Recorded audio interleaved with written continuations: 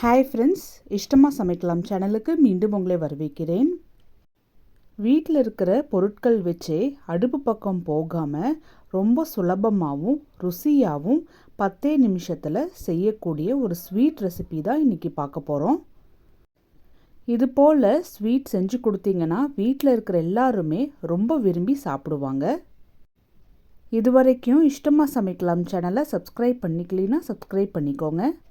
Daily நான் போடுற videos உடனுக்குடனே நோட்டிஃபிகேஷன் வரத்துக்கு பெல் ஐக்கான் ப்ரெஸ் பண்ணிக்கோங்க.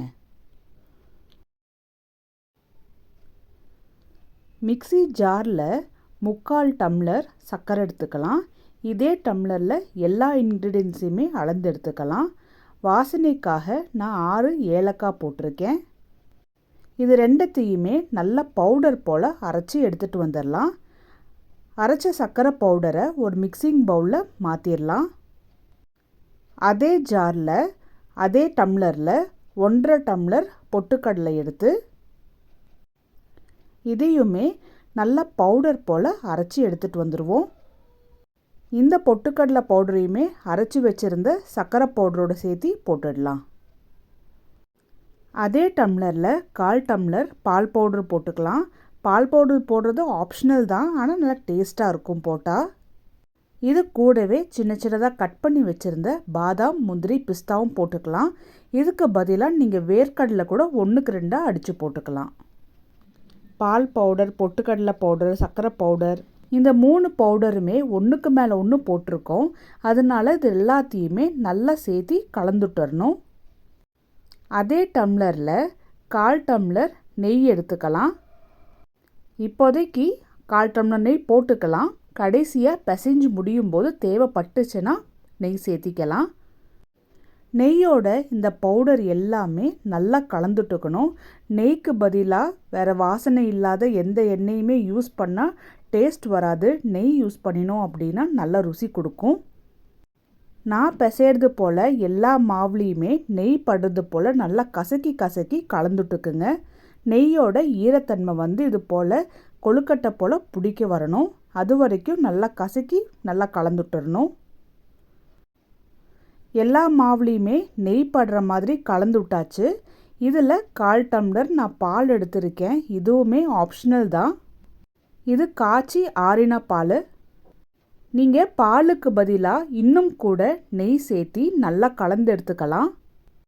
ஒரு 2 நாளில் இந்த ஸ்வீட்டை காலி பண்ண போகிறோம் அப்படின்னா பால் சேர்த்திக்கலாம். ஒரு வாரம் வரைக்கும் ஸ்டோர் பண்ணி வைக்கிறோம் அப்படின்னா பாலுக்கு பதிலாக நெய் சேர்த்திக்கிட்டோம் அப்படின்னா கெட்டு போகாமல் இருக்கும். மிக்ஸ்டரோட பாலை சேர்த்தி நல்லா கலந்துட்டுட்டு இன்னும் கொஞ்சம் ஈரத்தன்மைக்காக நான் நெய் போட்டு நல்லா கலந்து விட்டுக்கிறேன். நான் 1 டேபிள் ஸ்பூன் நெய் தான் போட்டிருக்கேன். எனக்கு இதுவே போதுமானதாக இருக்குது. உங்களுக்கு தேவைப்பட்டுச்சு அப்படின்னா இன்னும் கொஞ்சம் நெய் கூட சேர்த்தி நல்லா கலந்துட்டுக்கலாம்.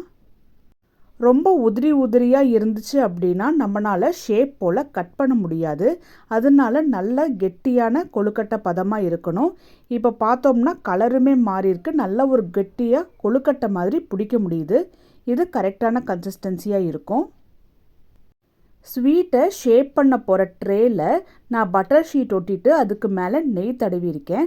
உங்ககிட்ட இது போல் டின் இல்லைனாலுமே நீங்கள் பிளேட்டில் கூட இது போல் ஷீட் ஒட்டிட்டு நெய் தடவி விட்டுறலாம். கலந்து வச்சுருந்த இன்க்ரீடியன்ஸ் எல்லாமே இந்த டின்னில் போட்டு ஸ்பூனை வச்சு நல்லா அழுத்தம் கொடுத்து ஷேப் பண்ணி எடுத்துக்கணும். நான் எந்த அளவுக்கு அழுத்தம் கொடுக்குறேன்னு பாருங்கள்.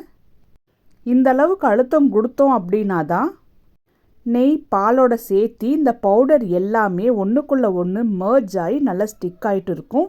ஏன்னா நம்ம அடுப்பில் எதுவுமே வச்சு பாகுபாடு எதுவுமே காய்ச்சாதனால. இதுக்கு மேலே சின்ன சின்னதாக கட் பண்ணி வச்சுருந்த பாதாம், முந்திரி, பிஸ்தாவை தூவி விட்டுட்டு திரும்பவும் ஸ்பூனை வச்சு இந்த பவுடருக்குள்ளே நம்ம சேர்த்தின நட்ஸ் எல்லாத்தையுமே நல்லா மர்ஜ் பண்ணி விட்டுட போகிறோம்.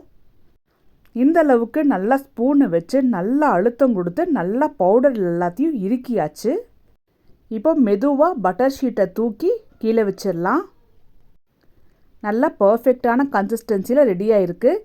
நம்ம பவுடரில் நல்லாவே நெய் போட்டு ஒட்டியிருக்கனால கொஞ்சம் இது போல் கிராக் விட்டாலுமே நல்லா கை வச்சு நல்லா இது போல் அழுத்தம் கொடுத்துக்குங்க. இதோட தன்மை கொஞ்சம் உதிரியாக இருக்கிறனால இப்படி தான் இருக்கும். ஸ்பூனை வச்சு நல்லா அழுத்தம் கொடுத்துருக்கறனால பவுடர் எல்லாமே நல்லா ஒன்றுக்குள்ளே ஒன்று சேர்ந்துட்டு நல்ல ஒரு பர்ஃபி ஷேப்பில் நம்ம எடுத்துக்கலாம்.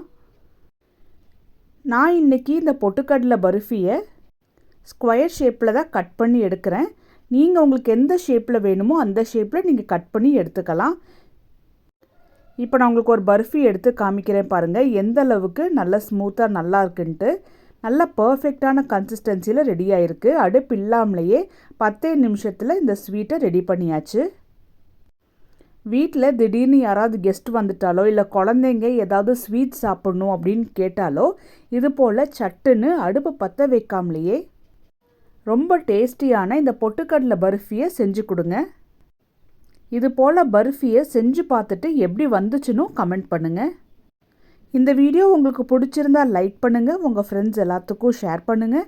இஷ்டமாக சமைக்கலாம் சேனலுக்கு சப்ஸ்கிரைப் பண்ணிக்கோங்க. டெய்லி நான் போடுற வீடியோஸ் உடனுக்குடனே நோட்டிஃபிகேஷன் வரத்துக்கு பெல் ஐக்கான் ப்ரெஸ் பண்ணிக்கோங்க.